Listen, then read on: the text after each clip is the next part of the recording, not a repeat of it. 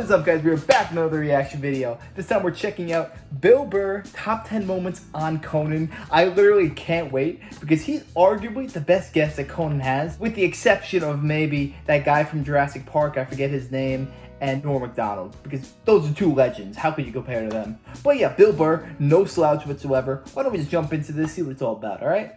Let's do it. The female, complex, multitasking brain. That's why they can't be happy. They just always, they're like, what is that lizard that can look at two things at once? That's what they're like. So they got the shoes they want, and then they see some other woman walking in going, oh, look at this skinny bitch over here. She thinks she's cute, right? And that's what I've learned. Oh, God. You know what makes women happy? Nothing. Nothing makes them happy, and that is why they are slowly taking over the NFL, because it annoys them that we can just sit there with like a pizza and a drink, like that's not holding. Just be like and enjoy yourself. Simple. So you're saying that because you're happy that you think you don't need much to be your happy. wife and women in general want to take They're jealous of it. They're jealous how simple the male brain is, that you can just sit there and be entertained and find true happiness, and it just bugs them, so they got to ruin it. And they're slowly taking over the NFL. You know, all next month, once again, they're going to dress everybody in the NFL like newborn baby girls. Is that the breast cancer month? What do you, Did you forget that there's breast cancer from a year ago? Yeah, so they did it last year, and they're going to do it again this year. Yes. They're slowly going to take it over, and they're going to move us out. Because I'm telling you, I don't understand why they keep trying to go into a male football league. It's like, why don't you guys band together and start your own league? Get your own thing going. But I realize they don't want their own thing. They don't want their own shit. They want our shit. I don't know what it is. And I think it's because we're happy. We're just sitting there enjoying ourselves, having a good time without them. It drives them nuts. And they it's like just a little go child jealous of his brothers. They got women's basketball. They don't even like it. They don't even like most of them they don't even like football. Like, I don't get it. I don't get like the fascination. Like, if my wife is having like 3 of her friends over, I screw. I leave. I don't need to be there and ruin it for her. I know you guys. I'm going to change the dynamic because I'm there and you can't talk about 100% female stuff. Out of courtesy, I'm going to get out of there. I'm going to leave. But they can't do that, you're saying? One guy, one chauvinistic jackass up there understands what I'm saying. That would be me. He's like Edison. I don't know. He invented all this stuff to everybody. What are you talking about? But did he? What are they talking about? Did he sit down and like, I'm going to invent the iPhone? Steve Jobs. Just sat there soldering, possibly welding, right? Didn't he have like a crew of guys helping him out? Sure, maybe he did. So why, when he went to those nerd fests, didn't he have like a chorus of scientists behind him who helped him out too?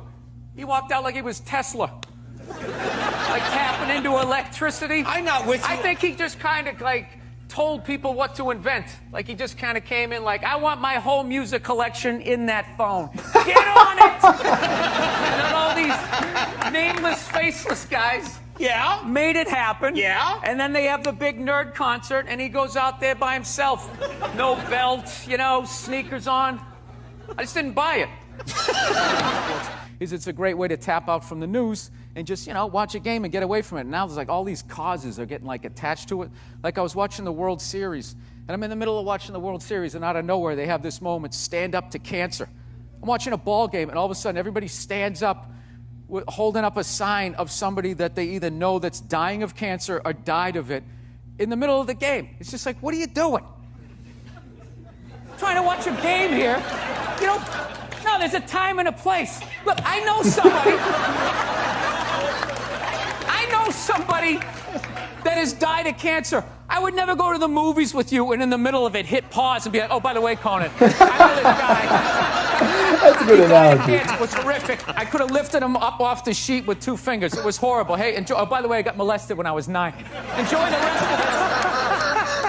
of this. He didn't do anything to me. You know what he did for me? He raised $500 million for cancer research. That's what that lie did. They really should put on the screen. And everybody had the bands on. Remember the bands? Sure. Right? That blocked out the sun, right? You know, it wasn't to block out the sun. No wrist cancer? Yeah. Now, the whole thing was annoying, and I hated how Oprah was interviewing him and acting like she was dumbfounded. that this guy would do this. Like, she's been in show business for 35 years, and she can't, like, wrap her head around some guy doing whatever it takes to get to the next level. Didn't she, for the first 5 years, have, like, midgets who wanted to bang their mailman's boyfriend? And she didn't want to do it. She didn't want to do it, but she didn't have the power to say no, so she wrote it out. And then when she could make a good decision, she did a show. But she stood on the heads of those little people for 5 years until she got That's a good analogy, though. She's sitting there across from this guy like, so how could you? You know exactly what he's doing. It's the stupidest thing I've ever seen. Look, the guy was a sociopath on a bicycle. All right? That's so strong, my God. As far as I'm concerned, we got off easy. Yeah. If that guy was working for a corporation, he probably would have been pouring stuff in the water supply, doing God knows what. Just keep him on the bike. Just let him go up and down the hill. He's not hurting anybody. Not hurting anybody. He isn't. And the top 20 guys, like, all tested positive for roids. So our roided up guy beat your roided up guy. Okay? And those guys who run that filthy sport, who was sitting there going like, oh, this is ridiculous. He doesn't represent cycling. Are they going to return all the money that they made off of that guy? Huh? They're going to turn in their yachts? They're not going to. They're not going to do it. Everyone turn in your yacht. Are you worried about him at all being in office? Do you think, does it concern you? I don't know. I feel like the president, you only see him like once every 3 weeks. You know? It'd be like if you were dating a chick and if she was a jerk, but you only saw her once every 3 weeks. There's like no way she could break your heart, you know? What?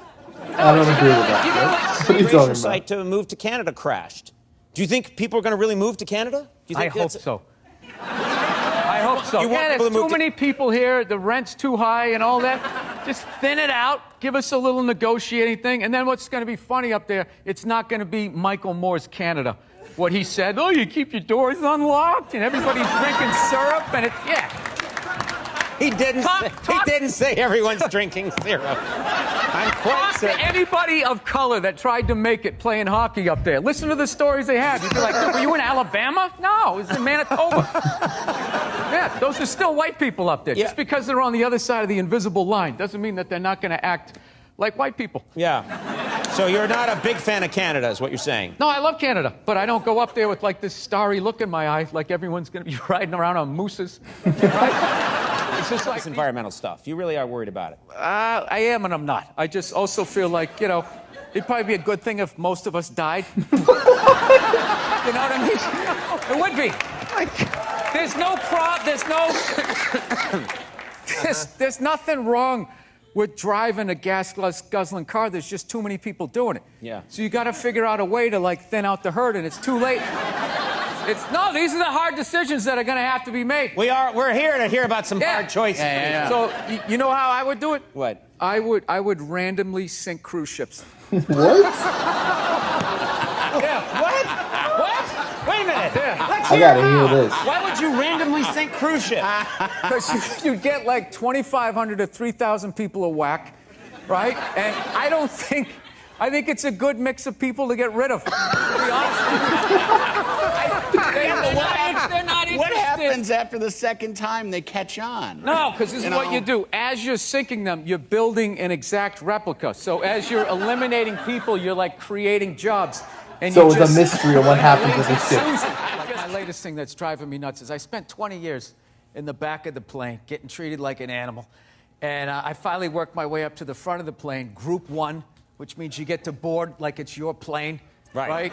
You get to board. Yes. You first, sit in a chair that's the size for a human being.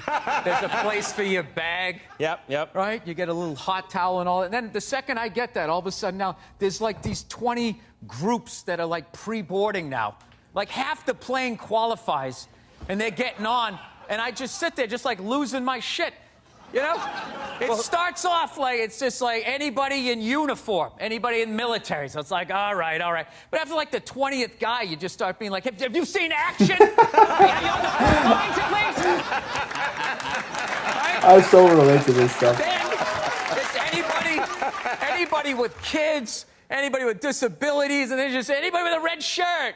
Hey, it's Tony Tuesday. Anybody named Anthony can get on.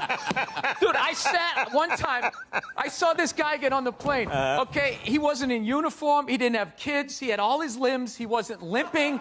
He didn't have a cough. He just walked on the plane. It's like, who the is that guy? Like, how did I get on before that guy? Oh, my God. So...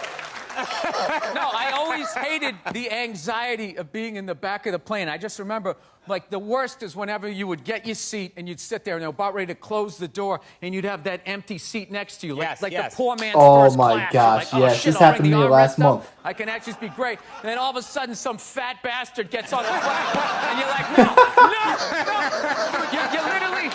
You're like Quint at the end of Jaws, like sliding on the floor. That's a great metaphor. One time, I swear to God, this is all true. This dude got on. He was so fat. He was sitting next to me. I was literally next to him and behind him. He like tried to make himself smaller, and he like folded his arm, and his lat came out like a, you know, those old Western saloon things. I'm just sitting behind this thing. So that motivates you to try to get to a certain all these place years, in life. 20 years, you work your way up to the front, and now still they won't let you. Yeah, now that fat guy's considered disabled because he can't stop eating cookies. So he gets on. Look at everybody groaning. 90% of the world is starving to death. That guy. Eat a salad and get on the treadmill like the rest of us. How could anyone groan from that? Were you This is flipping a out the fact. day like when you met? Did you flip out? Did you really that? Yeah, early I in the remember. courtship? She told me to go see that movie Monster. Remember that movie with Charlize Theron? Yeah. Remember that? Yeah. Yeah, and everybody was saying how, oh my God, it was unbelievable. Like, they literally blamed guys that she was a serial killer. Yeah. You know what I mean? Like, when you saw the Jeffrey Dahmer movie, it wasn't like, somebody shoved a tuna fish sandwich up my ass, and I confused people with food, so they didn't make, like, a big excuse for him. You know? She was a psycho killing people, and she should have died. But I'm, like, watching it feeling guilt. Do they ever take responsibility for their actions? I've Even never when they're seen murdering Conan laugh people, this it's much. somehow our fault. It's unreal.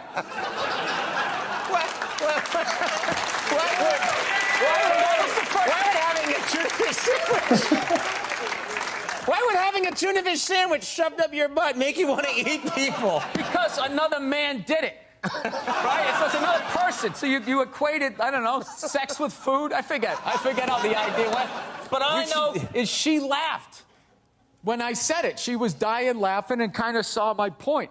And I always hate when she says to me, she'll just be like, I just don't see where is that coming from? Where is that coming from? It's just like, honey, how many childhood stories do I have to tell you before you follow the breadcrumbs to the psycho that you married? I mean, did you ever take a psychology class like you didn't see this coming? Right. That's what it is. It's not that she says that I'm a jerk. It's just the nerve to be surprised. It's just like about annoying people. Like when people tweet, it's very easy to piss off one side. The art is you got to try to get everybody. So you tweet stuff like, Trump is such a dope, he's actually going to make me vote for a woman. Right? And then you just sit back. That would literally offend And you everybody. just sit back. He's a genius. You just He's a watch genius. him. You're like, that's what I wanted. That's what I wanted. You're mad that children are not being hit. There should be the threat of it. Half of it was just it was just your dad was acting like he was going to do it. He never did it, but your mother did. And because she was a woman, it was like, okay. Because it was like, hey, you let a girl beat you up, you kind of felt emasculated. Yeah. We had a rule, a lot of the stuff that I look at from when I was a kid that actually kind of made sense in a way would now be considered like abuse, I guess. Like when I was a kid, if you didn't finish your supper, as we called it. Supper, yeah. Yeah, my mother was just like, well, you're going to finish, she would just wrap it in cellophane and you just picked up where you left off for breakfast. Like a blue-collar job. Like you take the shovel out of the hole and just start digging it again. So, yeah, I remember one night we had cube steaks, which is like one of the toughest pieces of meat. I don't know if you guys, everything's so like Asian-infused Wagyu beef. Everybody's eating that crap now. But cube steak was like, they literally had to hit it with a hammer to make it like edible. And so we were having cube steaks. And I forget, my little brother was still in a high chair and he couldn't finish his. So my mother goes, all right, well, you're just going to have to eat it for breakfast. And that was like 8 hours away, which was like half his life. So he was like, all right, I'll take that deal. So the next morning, I remember we were having waffles. My mother always made Sunday breakfast. So we had all these waffles, eggs, bacon, this whole layout. My brother was looking at half-eaten cube steaks and a little mound of green bean casserole. And he goes, so he looked at my mom. He goes, Mom, can I have a waffle? And she goes, no, you got to finish your supper. He's like, well, after I finish my supper, then can I have a waffle? She goes, no, that is your breakfast. And he goes, oh, Mom, I hate you. And my dad, without looking up, took a full glass of milk and threw it in his face. Swear to God. This is what kills me. What kills me. You want everyone today to have as miserable a... No, but it was kind of funny. We know what's hilarious was my mother just popped up and just immediately started cleaning up, and my dad just kept eating. Like, he didn't like... It's such a dad thing. No, like, the roles were defined back then. Now, the guy has to throw the milk, he has to clean it up while telling his wife she's brave for just sitting there. Like, whatever that is. Can you hear it? Oh. People are too soft nowadays. Women are so overrated, right? We went from... We went from not listening to them to now it's ridiculous. Like that Believe women. It's like all of them. How about 85%? I'll give you 87%, all right? But that last 13% that keys your car, lights your shit on fire, and puts a family pet in a pot of stew. Who put a pet in a pot of stew? Glenn Close. Oh, that... My favorite part about this entire thing is the amount of thought and detail he goes into every single joke, like that cruise ship thing. No one thinks of that spur of the moment. He sat down one day, half hour, 45 minutes, thinking, okay, how do we eliminate the population? And that's what he comes up with. He is either the biggest sociopath in the world, or his comedic imagination is second to none. But he's pretty much a prime example. You can pretty much joke about whatever you want, as long as you have that timing down. So long as you got that comedic delivery, you're bulletproof. But anyways, I really did enjoy this video. If you did too, make sure to smash that like, comment, subscribe. It means the world to me, truly does. Let me know what I should react to next. Have a great day, everybody. Take it easy.